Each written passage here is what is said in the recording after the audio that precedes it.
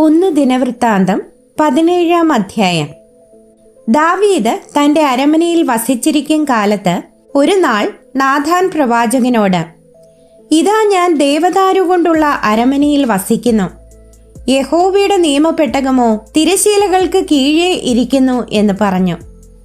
Nathan ദാവീദിനോട്, നിന്റെ താല്പര്യം പോലെയൊക്കെയും ചെയ്താലും യഹോവ നിന്നോട് കൂടെയുണ്ട് എന്ന് പറഞ്ഞു.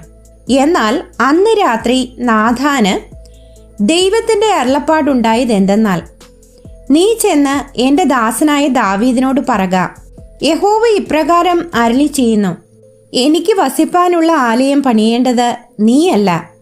ഞാൻ ഇസ്രായേലിനെ കൊണ്ടുവന്ന നാൾ മുതൽ ഇന്നുവരെയും ഞാൻ ഒരു ആലയത്തിൽ വാസം ചെയ്യാതെ കൂടാരത്തിൽ നിന്ന് കൂടാരത്തിലേക്കും നിവാസത്തിൽ നിന്ന് നിവാസത്തിലേക്കും സഞ്ചരിച്ചു. എല്ലാ ഇസ്രായേലിനോടും കൂടെ സഞ്ചരിച്ചു വന്ന സ്ഥലങ്ങളിൽ എവിടെ വെച്ചെങ്കിലും എന്റെ ജനത്തെ മേയിപ്പാൻ ഞാൻ കൽപ്പിച്ചാക്കിയ ഇസ്രായേൽ ന്യായാധിപതിമാരിൽ ആരോടെങ്കിലും, നിങ്ങൾ എനിക്ക് ദേവദാരു കൊണ്ടൊരു ആലയം പണിയാതെ ഇരിക്കുന്നത് എന്ത് എന്ന് ഒരു വാക്ക് ഞാൻ കൽപ്പിച്ചിട്ടുണ്ടോ?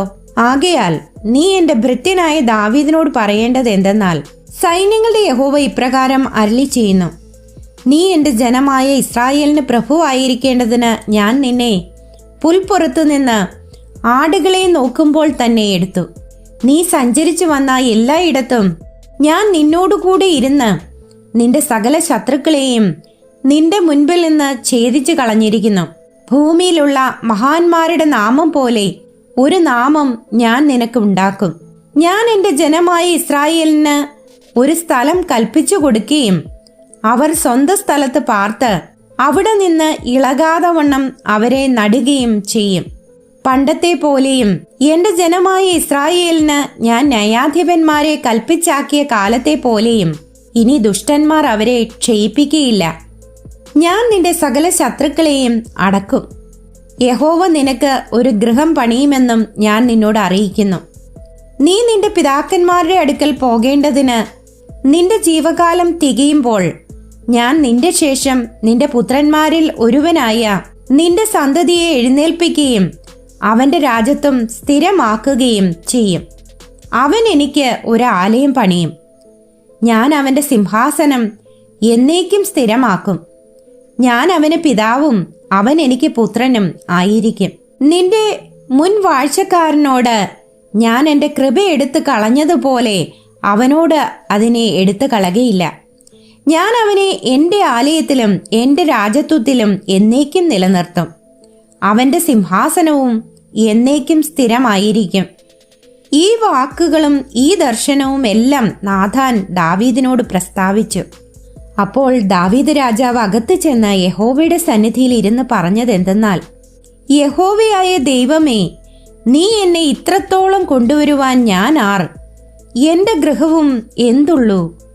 ദൈവമേ, ഇതും പോരാ എന്ന് തോന്നിയിട്ട് യഹോവയായ ദൈവമേ, വരുവാനുള്ള ദീർഘകാലത്തേക്ക് അടിയന്റെ ഗൃഹത്തെക്കുറിച്ചും നീ അരുളി ചെയ്യുകയും ശ്രേഷ്ഠ പദവിയിലുള്ള മനുഷ്യന്റെ അവസ്ഥയ്ക്കൊത്തവണ്ണം എന്നെ ആദരിക്കുകയും ചെയ്തിരിക്കുന്നു. അടിയന് ചെയ്ത ബഹുമാനത്തെക്കുറിച്ച് ദാവീദ് ഇനി എന്തു പറയേണ്ടു? നീ അടിയനെ അറിയുന്നുവല്ലോ. യഹോവേ, അടിയൻ നിമിത്തവും നിന്റെ പ്രസാദപ്രകാരവും നീ ഈ മഹിമയൊക്കെയും പ്രവർത്തിച്ച് ഈ വൻ കാര്യമെല്ലാം അറിയിച്ചു തന്നിരിക്കുന്നു. ഞങ്ങൾ സ്വന്തം ചെവി കൊണ്ട് കേട്ടതൊക്കെയും ഓർത്താൽ, യഹോവേ, നിന്നെപ്പോലെ ഒരുത്തനുമില്ല, നീയല്ലാതെ ഒരു ദൈവവുമില്ല. മിസ്രയീമിൽ നിന്ന് നീ ഉദ്ധരിച്ച നിന്റെ ജനത്തിന്റെ മുൻപിൽ നിന്ന് ജാതികളെ നീക്കിക്കളകയിൽ വലിയതും ഭയങ്കരവുമായ കാര്യങ്ങളാൽ നിനക്ക് ഒരു നാമം സമ്പാദിക്കേണ്ടതിന് ദൈവമേ, നീ ചെന്ന് നിനക്ക് സ്വന്തം ജനമായി വീണ്ടെടുത്ത നിന്റെ ജനമായ ഇസ്രായേലിനെ പോലെ ഭൂമിയിൽ ഏതൊരു ജാതിയുള്ളൂ? നിന്റെ ജനമായ ഇസ്രായേലിനെ നീ എന്നേക്കും നിനക്ക് സ്വന്തം ജനമാക്കുകയും യഹോവേ, നീ അവർക്ക് ദൈവമായി തീരുകയും ചെയ്തുവല്ലോ. ആകയാൽ യഹോവേ, ഇപ്പോൾ നീ അടിയനെയും അടിയന്റെ ഗൃഹത്തെയും കുറിച്ച് അരുളി ചെയ്ത വചനം എന്നേക്കും സ്ഥിരമായിരിക്കട്ടെ. അരുളി ചെയ്തതുപോലെ തന്നെ ചെയ്യണമേ. സൈന്യങ്ങളുടെ യഹോവ ഇസ്രായേലിന്റെ ദൈവമാകുന്നു. ഇസ്രായേലിന് ദൈവം തന്നെ എന്നിങ്ങനെ നിന്റെ നാമം എന്നേക്കും സ്ഥിരപ്പെട്ട് മഹത്വപ്പെടുകയും നിന്റെ ദാസനായ ദാവീദിന്റെ ഗൃഹം നിന്റെ മുൻപാകെ നിലനിൽക്കുകയും ചെയ്യുമാറാകട്ടെ. എൻ്റെ ദൈവമേ, അടിയന് നീ ഒരു ഗൃഹം പണിയുമെന്ന് വെളിപ്പെടുത്തി തന്നിരിക്കുന്നു. അതുകൊണ്ട് അടിയൻ തിരുസന്നിധിയിൽ പ്രാർത്ഥിപ്പാൻ ധൈര്യം പ്രാപിച്ചു. ആകയാൽ യഹോവേ, നീ തന്നെ ദൈവം. അടിയൻ ഈ നന്മയെ നീ വാഗ്ദാനം ചെയ്തുമിരിക്കുന്നു. അതുകൊണ്ട് അടിയന്റെ ഗൃഹം തിരുമുൻപാകെ എന്നേക്കും ഇരിക്കേണ്ടതിന് അതിനെ അനുഗ്രഹിപ്പാൻ നിനക്ക് പ്രസാദം തോന്നിയിരിക്കുന്നു. യഹോവേ, നീ അനുഗ്രഹിച്ചിരിക്കുന്നു. അത് എന്നേക്കും അനുഗ്രഹിക്കപ്പെട്ടുമിരിക്കുന്നുവല്ലോ.